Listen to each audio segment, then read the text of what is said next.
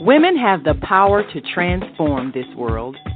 We can end crime and violence if we all agree to do one thing: share. Let's share our wisdom, share our time, share our talents, share our finances, but most of all, let's share our love. This is the Female Solution. The earth is in the process of transformation. A separation, such as when a cell divides. Half will remain in the third dimension, the old earth, where there is conflict and violence. The other half will ascend to the fifth dimension, the new earth, where no negativity can exist. All across the world, there are internet content creators that are sharing new information to raise your consciousness and prepare you to ascend to the new earth. Join me, Naima Latif, every Wednesday morning, 7 a.m. to 8 a.m. Central Time, and we will introduce to you these voices of enlightenment. Grand Rising, and thank you so much for joining us on this Wednesday edition of the Voices of Enlightenment. I'm Naima Latif, and as always, we appreciate you for being with us, because one of the things that we seek to do as we speak of those who are separating and are preparing to enter that new earth that we speak of, that involves some preparation. And the preparation is, for the most part, giving you information that will change your perspective of what is happening. There, again, are two kinds of people. There are the aware and the unaware. The aware are tuned in to the new information that is all over the internet, designed to transform our thinking and prepare us to create a different society, one that is based on love, kindness, compassion, sharing. That's the world that we are creating. Now, the unaware are stuck in fear of those they are believing have some kind of power over them, and they're constantly fearing the kind of stressful situations that they experience every day. Not enough money to pay bills, fear of getting fired from a job, unpleasantness from a spouse, not able to find a spouse, misbehaving children, and all these other things that consume their energy and make them believe that they are powerless. These are the unaware, the ones who perceive themselves to be powerless. So, of course, we have our religious institutions that tell us to have faith. And many of us are going to religious services weekly, monthly, however often we choose to go. And we're listening to the scriptures from whatever holy book we have accepted. And many of these scriptures get reinterpreted by today's preachers. They are giving us their perception of what the Creator is trying to tell us. And they say, most of them, that this came from a divine inspiration. And so they were inspired to preach the word. Okay. And I'm certainly not knocking that. But many of these scriptures are several centuries old, even if they're a few hundred years old. They speak to a culture that has passed and a time that is no more, a lifestyle that no longer exists. And yet there are teachings that are archaic and often harmful, because In centuries past, there was a lot of misogyny, disdain, even hatred for women, scorn for women, imbalance in our perspective about the male and female relationship. Now, we've asked the question today: is God still speaking and writing books today? And that answer, for those who are aware, is yes. So today we're going to examine a couple of authors of such books, and they both have different styles of how they acquire this information. One is a channeler, Ellott Eli Jackson. And for those who are not aware of channeling, it is simply a telepathic connection to another entity, something that has been often frowned upon in our culture because of programming from movies like The Exorcist, or you're worried about demonic possession and all of that. But truly, all of us have the ability to communicate telepathically with those who are embodied and not embodied. We have that ability, but we've been frightened out of it. But Ellott Eli Jackson, he and his wife Diane, who works with him in this process, they have created an organization that is designed to help those connect as a community. People who are not only channelers, but espousing the teachings of the current books being brought forth by the source of all knowledge, the source of all life, the source, that energy that we call God. So today we want to bring you a little bit of a channeled message by Ellott Eli Jackson. And as most channels, he takes a breath and then goes into a trance. He is a trance channeler. And because the source of all life identifies himself, herself, itself as the breath of life, most channelers, when they are seeking to induce a trance in order to connect telepathically with another being, they will breathe. And that is the process. So without further ado, we're going to bring to you a channeled message from Ellott Eli Jackson, coming to us, bringing information from the source of all life, as we address that issue that has plagued our cultures across the planet, and that is accepting leadership from women. What does the creator of the universe, the source of all life, that which we call God, really say about women? Well, let us take a look, and then we'll be right back.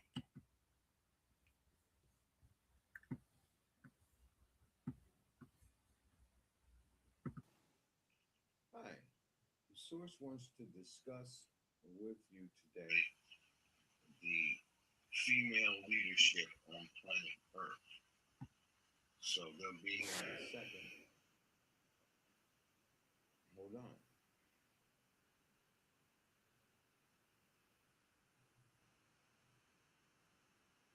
Hello.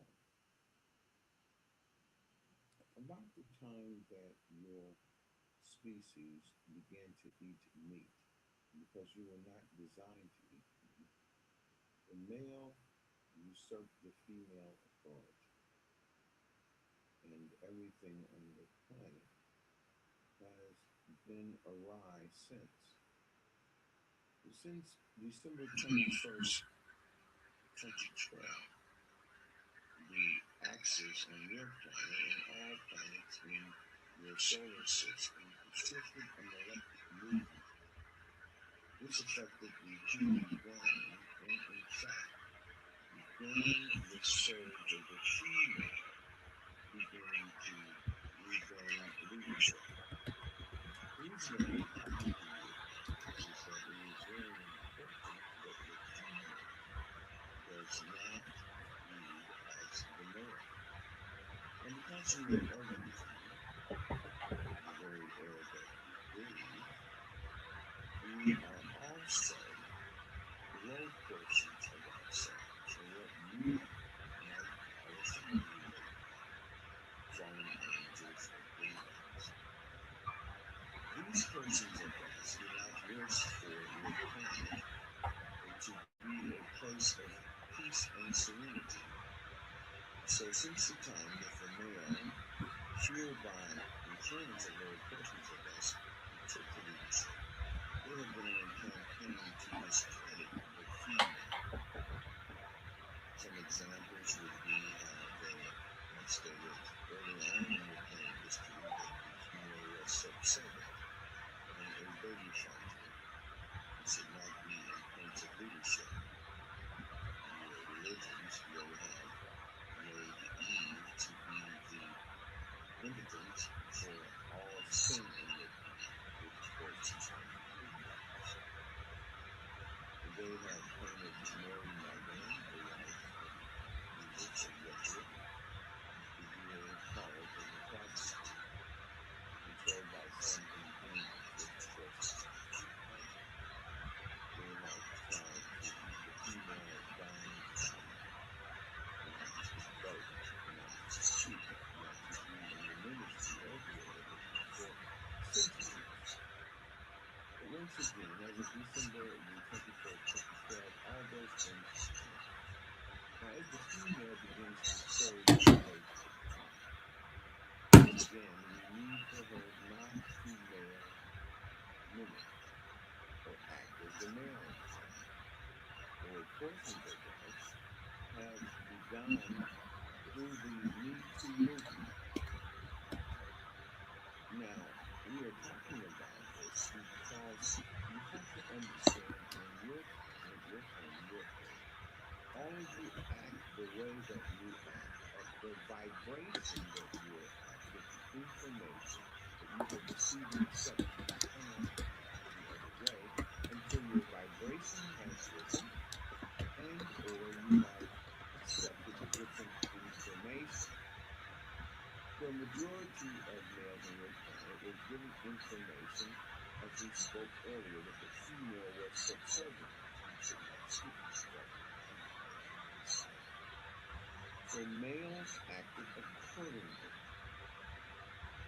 Up until the recent generation that is rising now, males were taught to disrespect women.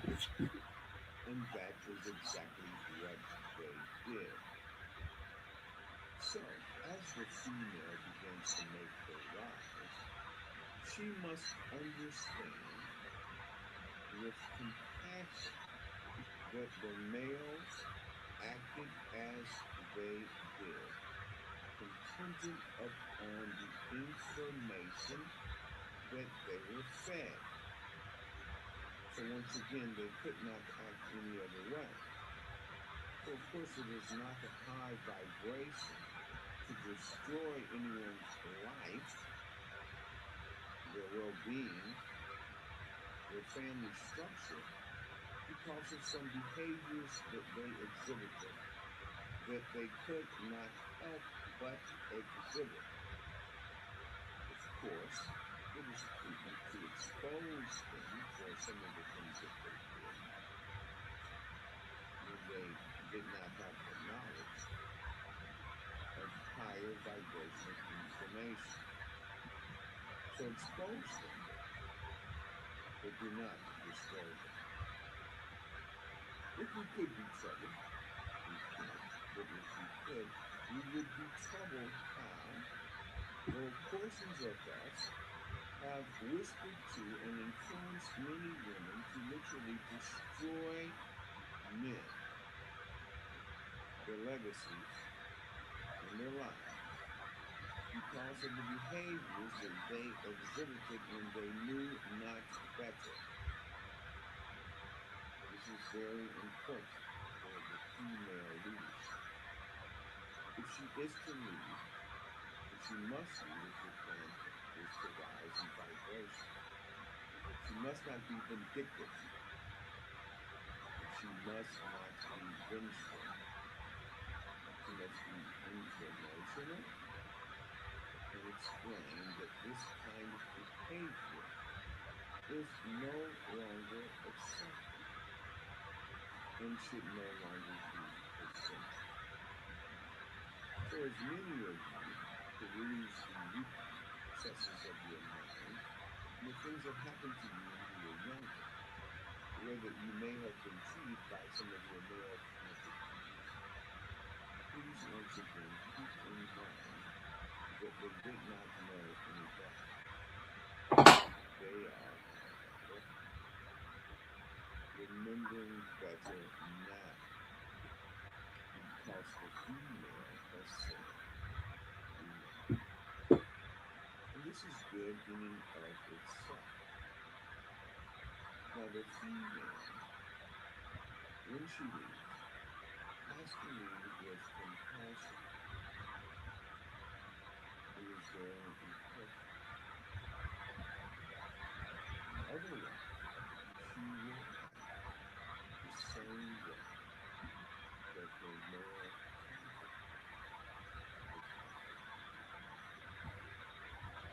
This is why we briefly talked about this, because it is more important than you can imagine, many of you.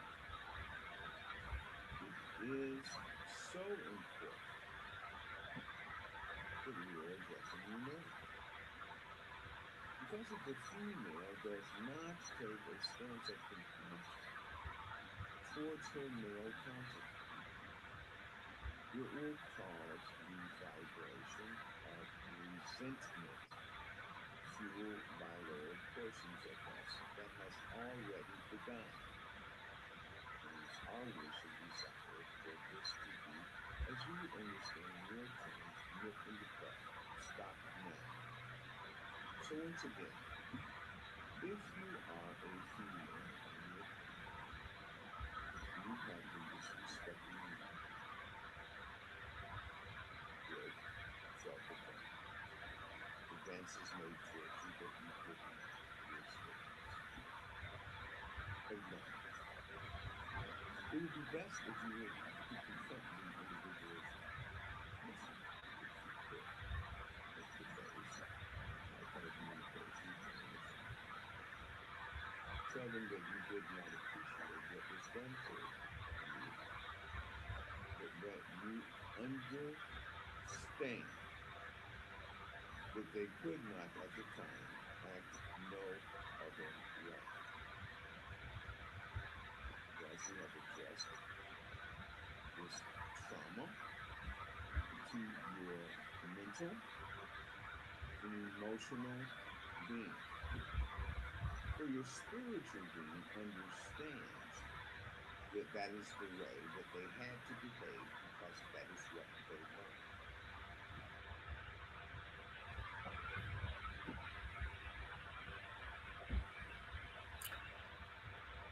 That is quite a message. And it encompasses things such as forgiveness, but also acknowledgement of wrongdoing.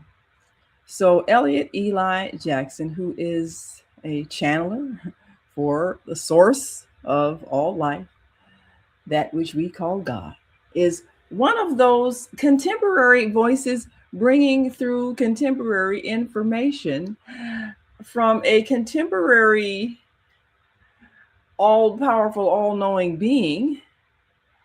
And some people who might be kind of stuck on a religious thought to say, well, how come he's not speaking in the thous and those and these? And, that's old English biblical language that is not contemporary language. So today's source, God, creator, is speaking to us in our own language, our own vernacular, our own dialect. and it's made plain, and the principles are the same. But we're going to take a break and come back and talk about what the voice of God today is sounding like, especially because so many attitudes that have been accepted by our religious institutions are being refuted. How do we handle that? We'll be right back after this quick break, and we invite you to give us your comments. What do you think about channelers and those who are bringing through voices from the spirit realm? And they're regular people, but their message is so very plain and easy to understand and makes sense. So, do we really believe that God speaks through people and can speak through any regular person that doesn't have a title of reverend or minister? They're just some regular guy or woman who is willing to listen. Well, we'll be right back after this quick break, so stick and stay. Don't stray away. We'll be back in a moment, so stay with us.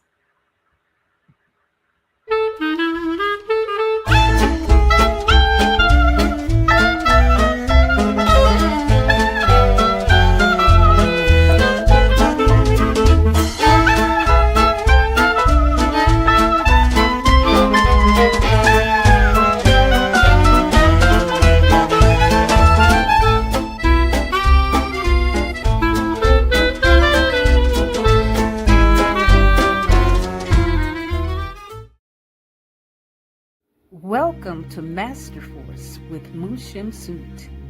Join us each week on Thursdays at 7 a.m. Central, live on Facebook and YouTube on the Female Solution page, as we dive into powerful topics designed to assist you in mastering your life force.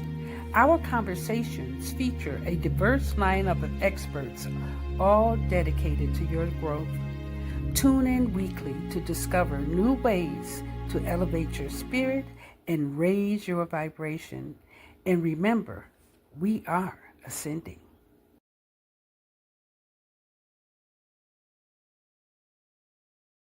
We are ascending.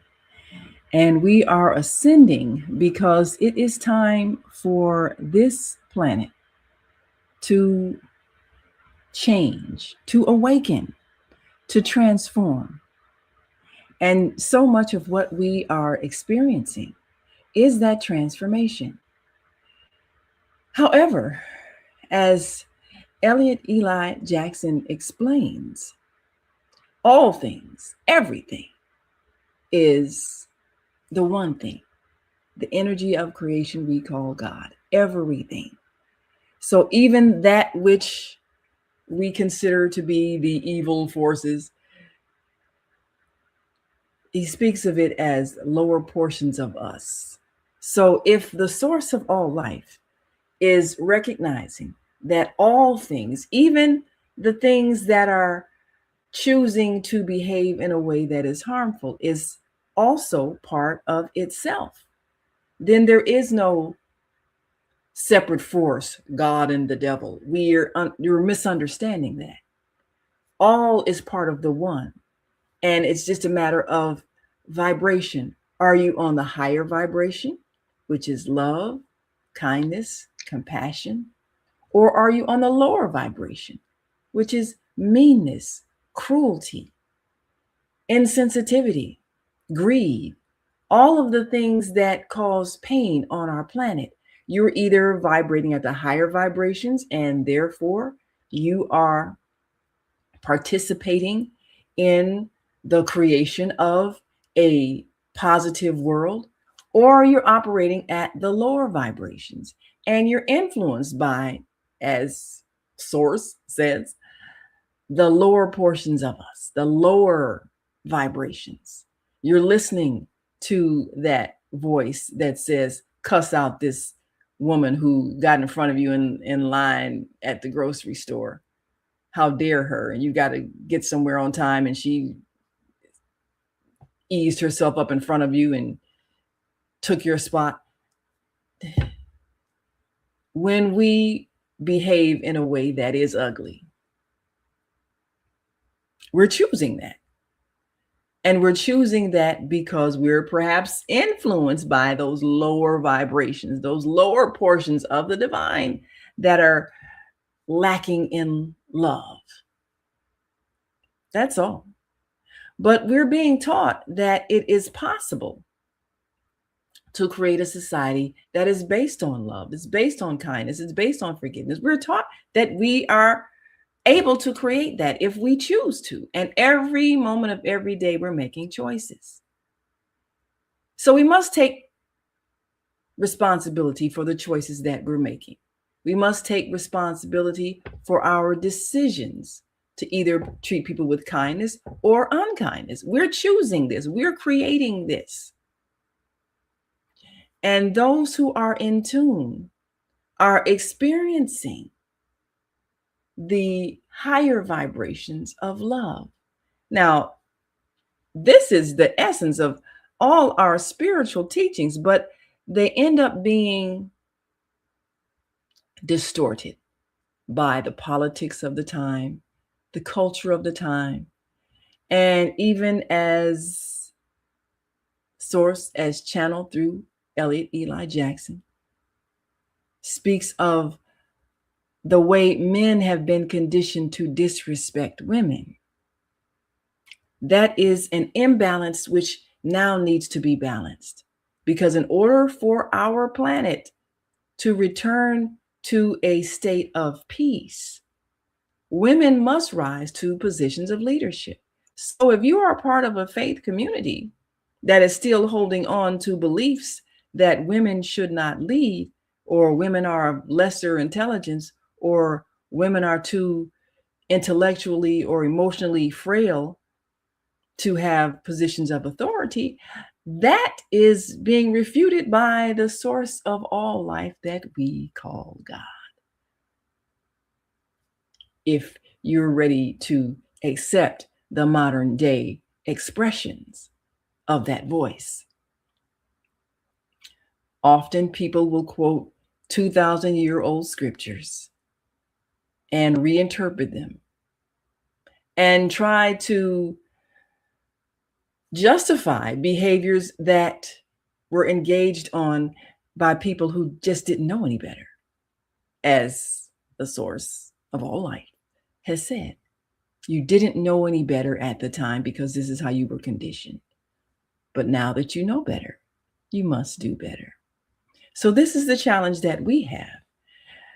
Are those of us who hear the voices that are speaking for the divine mind, the creator of the universe, are we willing to change our perspective, our cultural values, which have allowed the disdain and disrespect of one gender over another?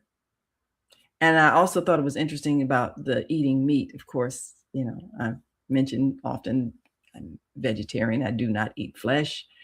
That is a choice because killing creates a vibration. I do not want the energy of slaughter of meat entering my body. So that is a spiritual reason why I do not eat flesh, even though there are some humane ways of ending life. And if you are in need of the flesh of an animal in order to stay alive, it is permissible.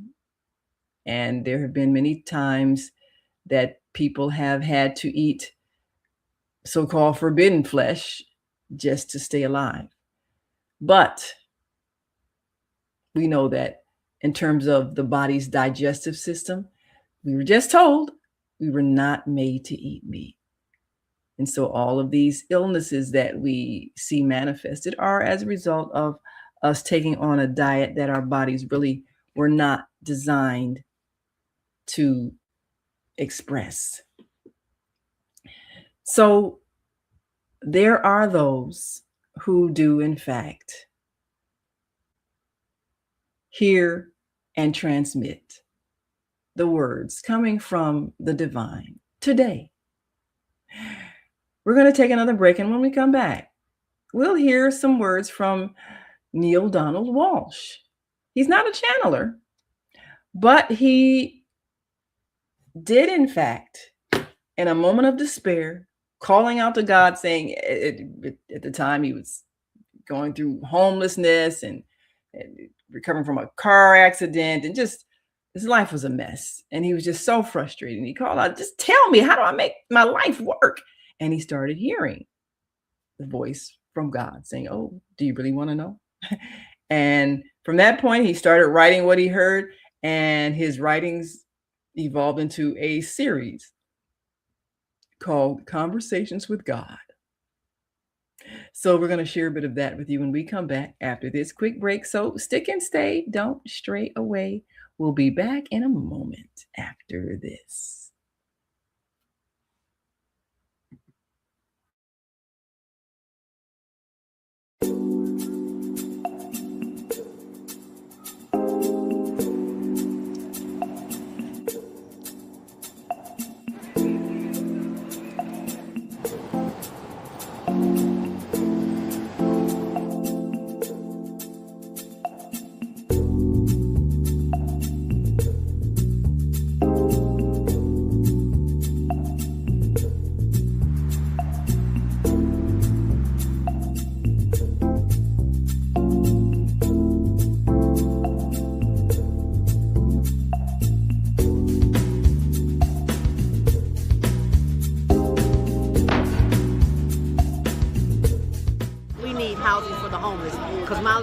In which we're doing this documentary for Douglas Robinson, your death will not be in vain.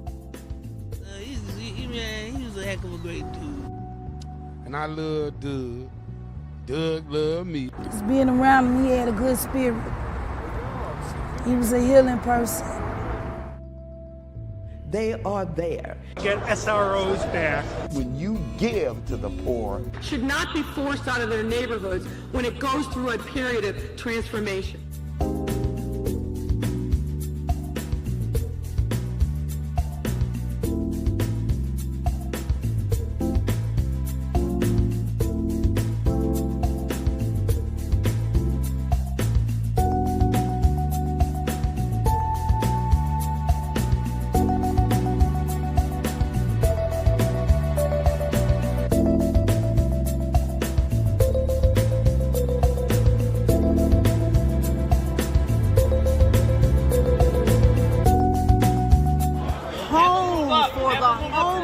Because there are too many people who are losing their homes to taxes because they can't pay a $1,000 tax bill.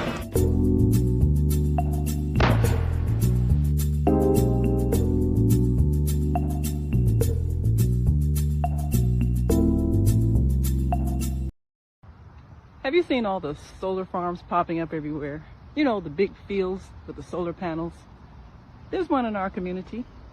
They produce electricity using the clean energy of the sun to send to the power grid to reduce our energy costs. Because not everybody can get solar panels put on their roof the way I have, but everybody can enroll for free to share the energy produced by the solar farms. That's why they were built. You know you're supposed to be getting a 10 to 20% savings on your bill for that, right?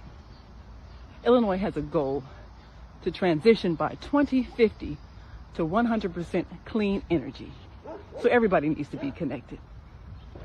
People in other communities are already getting their savings. So I'll be by to see you because they want to make sure you get your savings as well. It just takes a few minutes. I'm Naima Latif. Call me if you have any questions. 312-849-3456. And we are back. Now, if you are sensitive to the needs of this planet and you know how much we have destroyed so much of our natural resources, digging into the earth and really making a mess and not really leaving the best conditions for future generations, we want to transition to clean energy everywhere. And you can be a part of that. Get connected somewhere to a local solar farm so you can begin to get part of your electricity from the energy of the sun, solar panels, ways that do not use what they call fossil fuels like oil, coal, things that you have to dig out of the earth to get, because we do want to begin to repair the planet. And you can do this and at the same time be helpful to a very compassionate work that's being done by our sister, host of Monday Morning Mindfulness, Zelda Robinson, who, of course, is feeding those who are unhoused every week in honor of her brother, Douglas Robinson. And we want you to be a part of that higher conscious movement. So just simply text the front and back page of your electric bill to the number on the screen, 312-849-3456, and we'll start the process of connecting you to a local solar farm, and you'll get that 10 to 20% savings on your bill. That is what we're offering, and that is what we are participating in as a way to honor and respect our dear Mother Earth. So be a part of the higher conscious movement toward clean energy. We appreciate you so much.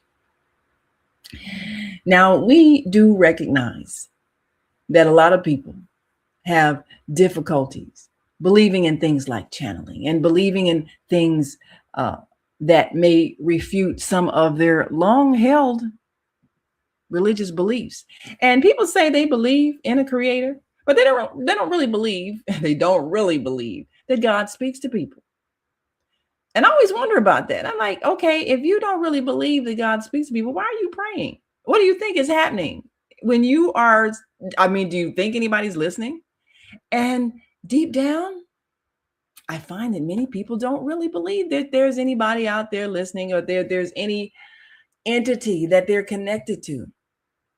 Because if they believed it, then there wouldn't be such a difficulty in understanding that God speaks in just regular language and talks to everybody. Well, this is one thing that Neale Donald Walsh, author of the Conversations with God book series, explains. And God explains through him that God speaks to everybody. The question is, who listens? Are you listening? Because all of us are connected to the source of all life. We are part of all that is. And instead of us believing we're this separate entity doomed to either hell or maybe admitted to heaven, maybe, if we're good enough, all of those old teachings that truly do not create the best human behavior, because they are faulty belief systems. And if we understood truth, then we would behave better toward each other. It's so simple. But let's take a look at the words shared from the divine to Neale Donald Walsh. And the interesting thing about conversations with God is that, once again, the language is just very, very basic language, not old English, as the biblical text is written in, but just very basic language that allows us to understand plainly in our own vernacular what's being taught. And it's challenging for many people. When the book series first came out, as a matter of fact, when the book series first came out, there were many who were, well, his publisher, first of all, did not want to publish the book under that title, Conversations with God. You know, people don't have conversations with God. And he insisted, he said, no, I'm going to call it Conversations with God, because that's what it was. And so that was a challenge for him in getting his publisher to agree to publish it under that name, Conversations with God. And he enlisted the vocal skills of a popular actor, Ed Asner, to be that voice of God in his books. And also Ellen Bernstein, because sometimes he had a male voice and sometimes he had a female voice, which was a good balance, because people have this idea that the creator of the universe is a male, when in fact, male and female are physical designations of a physical body and have nothing to do with the spiritual energy of creation. So this has been a challenge for many to listen to these words, because even though what is said makes sense, there's no condemnation. And people have been highly indoctrinated with the idea that there is hell awaiting people, that there is hell awaiting people if they don't obey. And that is what so many of our religions are based on: punishment. And because they're heavily based on punishment, as opposed to teaching and guidance and recognizing that people make mistakes when they don't know any better, they are fear-based. And when you do things out of fear, you generally make bad decisions because you're trying to avoid something that you're afraid is going to happen. And the idea was, if you believe you're going to hell if you don't obey rules, that would be a way to make people obey rules. But then those who enforce the rules end up becoming corrupt because of the power that they wield in being able to instill fear in people. And this is the distortion that we have in our society today. Whereas if people simply complied with that which was in harmony with their fellow beings, we would have harmony. So they need to use fear as a tactic to get obedience. Ultimately, it doesn't work, because what has to happen is understanding. People do things right because they understand the impact of what they have done, and they're choosing to have a positive impact. That is what works. So let's take a look at some Conversations with God by Neale Donald Walsh. And we'll look at, does this sound like the scriptures that you have been accepting, or is this a contradiction? And does this sound like something God would say? What do you think?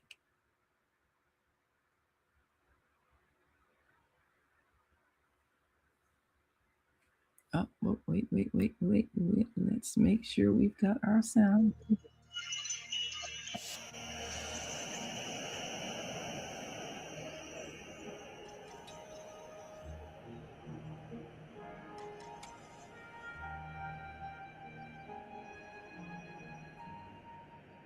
Hello, my name is Neale Donald Walsh. You are about to have an extraordinary experience. You're about to hear a conversation with God. Yes, I know that's not possible.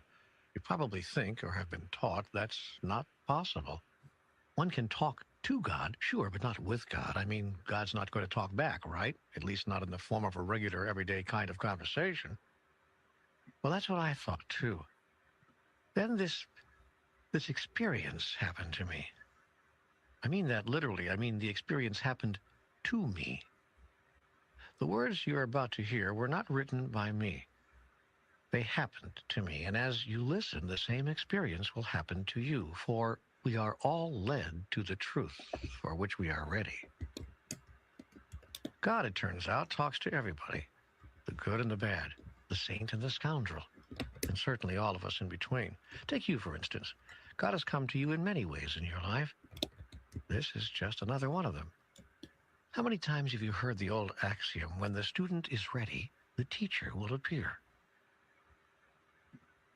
In the spring of 1992, it was around Easter, as I recall, an extraordinary phenomenon occurred in my life. God began talking with you through me. Let me explain. I was very unhappy during that period, personally, professionally, and emotionally, and my life was feeling like a failure on all levels. And as I'd been in the habit for years of writing my thoughts down in letters, which, by the way, I usually never delivered, I picked up my trusty yellow legal pad and began pouring out my feelings. But this time, rather than another letter to another person I imagined to be victimizing me, I thought I'd go straight to the source, straight to the greatest victimizer of them all. I decided to write a letter to God. It was a spiteful, passionate letter, full of confusion, contortions, and condemnations, and a pile of angry questions. Why wasn't my life working? What would it take to get it to work? Why could I not find happiness in relationship? Was the experience of adequate money going to elude me forever? And finally, and most emphatically, what had I done to deserve a life of such continuing struggle? To my surprise, as I scribbled out the last of my bitter, unanswerable questions and prepared to toss my pen aside, my hand remained poised over the paper as if held there by some invisible force. Abruptly, the pen began moving on its own. I had no idea what I was about to write, but an idea seemed to be coming, so I decided to flow with it. Out came... Do you really want an answer to all these questions, or are you just venting? I blinked, and then my mind came up with a reply. I wrote that down, too. Both. I'm venting, sure, but if these questions have answers, I'd sure as hell like to hear them. You are sure as hell about a lot of things, but wouldn't it be nice to be sure as heaven? And I wrote, what is that supposed to mean? Before I knew it, I had begun a conversation. And I was not writing so much as taking dictation. What you are about to hear is a reading of a large portion of that dialogue.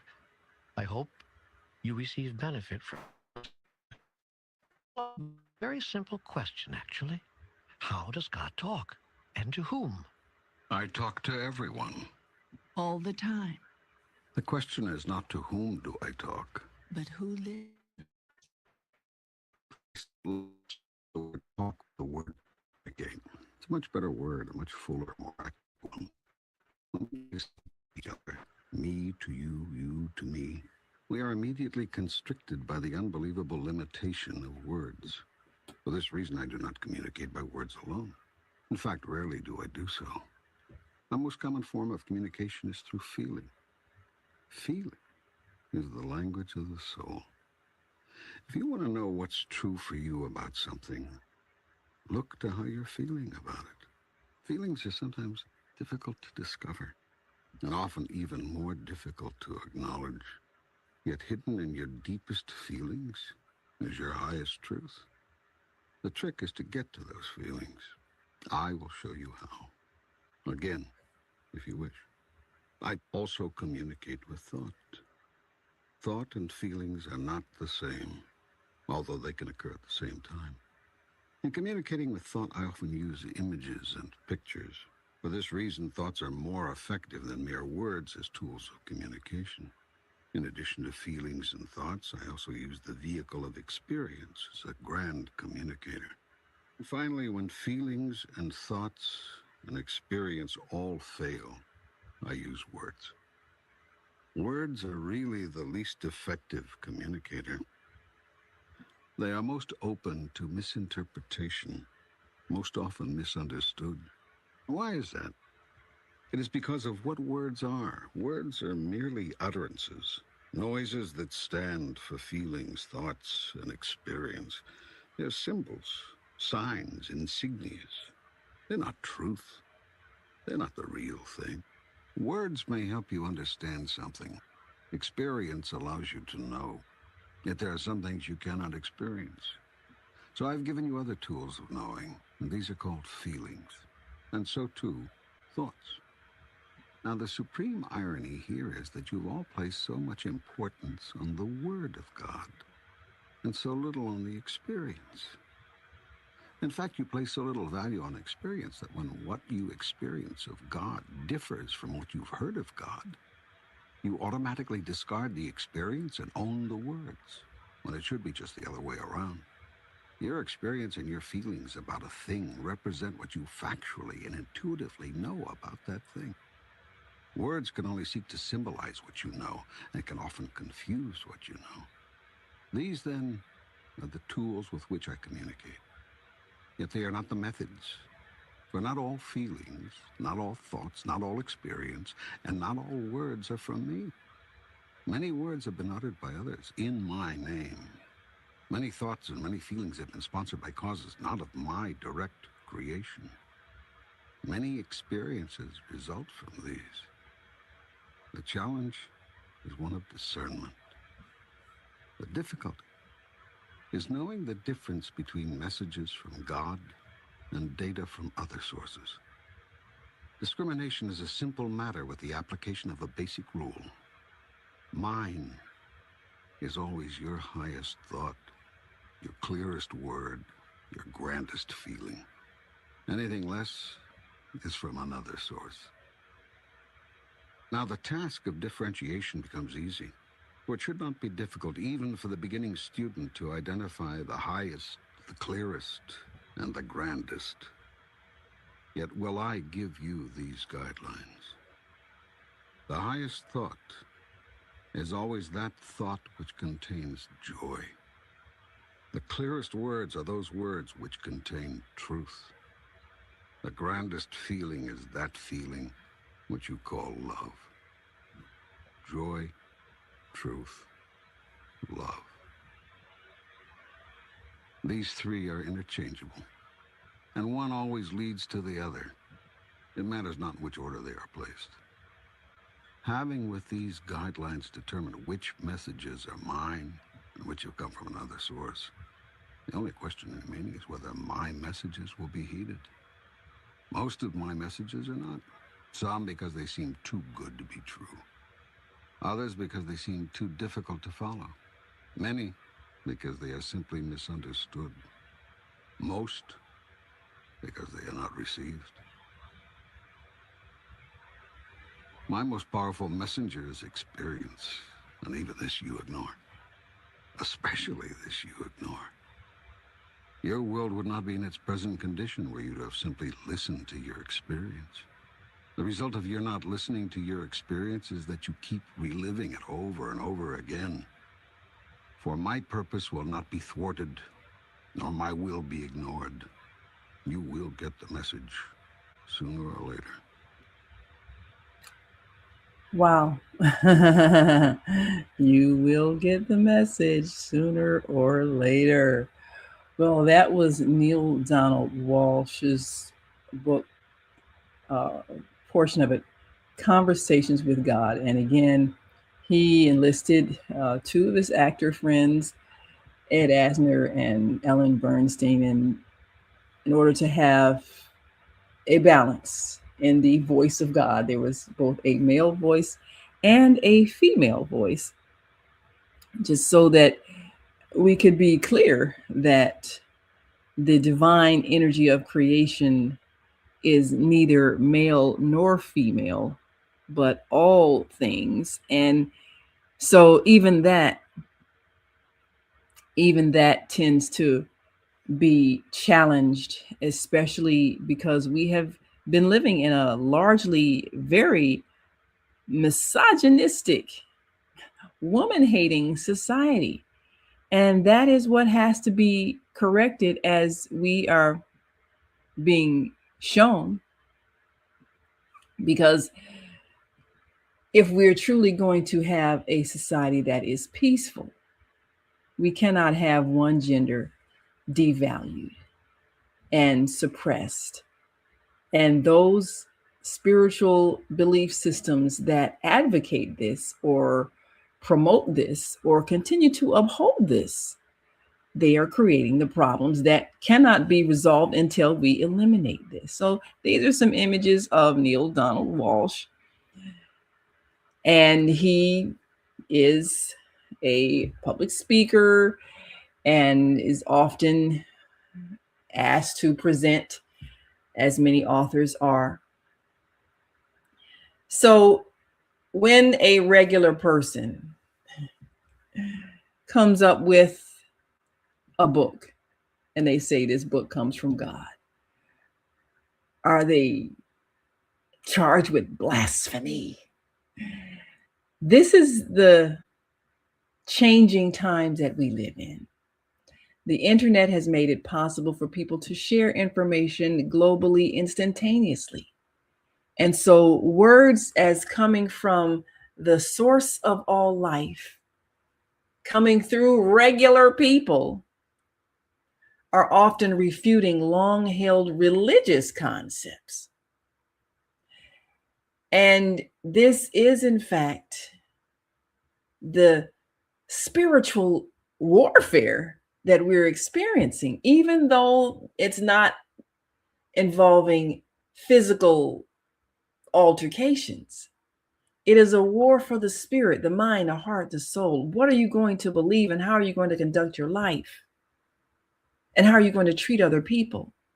And what are you going to believe about other people? Are you going to continue to believe that other people are inherently evil or inherently bad or inherently condemned by the Creator because they're not following your religious belief system? All of these false ideas continue to create the imbalance that we experience. And we have the power to choose to not create this. As was said by the one we call God, as spoken to Neale Donald Walsh, we are the ones that are creating this same situation because we're not paying attention to our experience. It's telling us this doesn't work. So we want to consider what makes sense and whether or not what we're believing feels right. He spoke of feeling, communicating through feeling. If something makes you sad or fearful, it's not coming from the divine. So what does that tell you about so much of the information that you absorb every day that makes you sad or fearful? It's not coming from the divine. It's not coming from the higher portions of us, as Ellott Eli Jackson speaks of. So are we going to listen to the contemporary voice of the source of all life, the one we call God? Are we going to read the books that have been produced by those who are writing today's words as received from God? Are we going to? Well, you can look up Ellott Eli Jackson on the internet, and his organization is one that you can become a part of because he is helping to train people in heightening their sensitivity so that they can be in contact with the source of all life and can receive information. Now, again,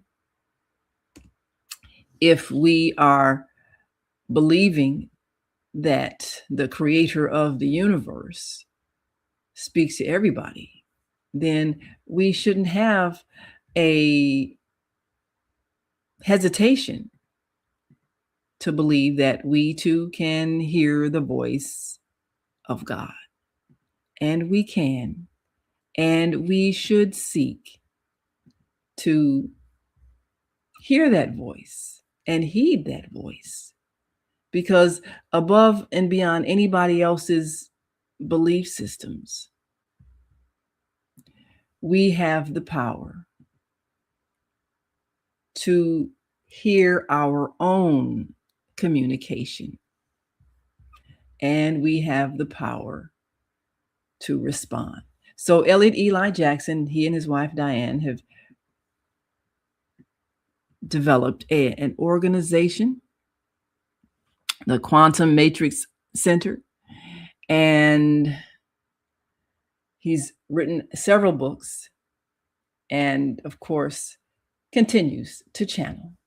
and Neale Donald Walsh with his Conversations with God. He's got an entire series. So you can choose to hear the words, the contemporary words of the Creator.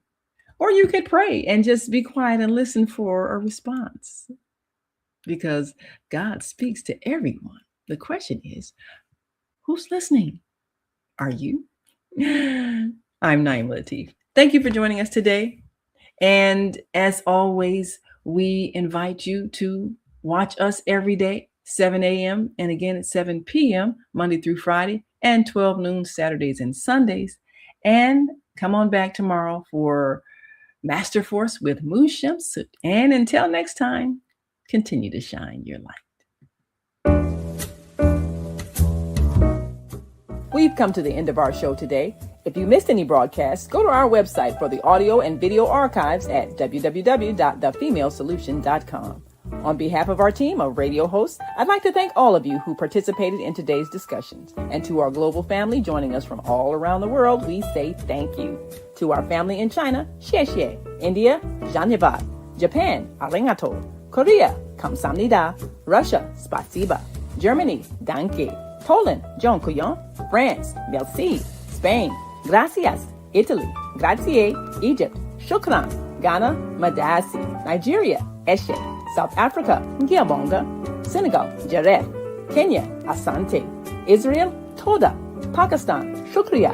Afghanistan, tashakur. Saudi Arabia and Palestine, shukran.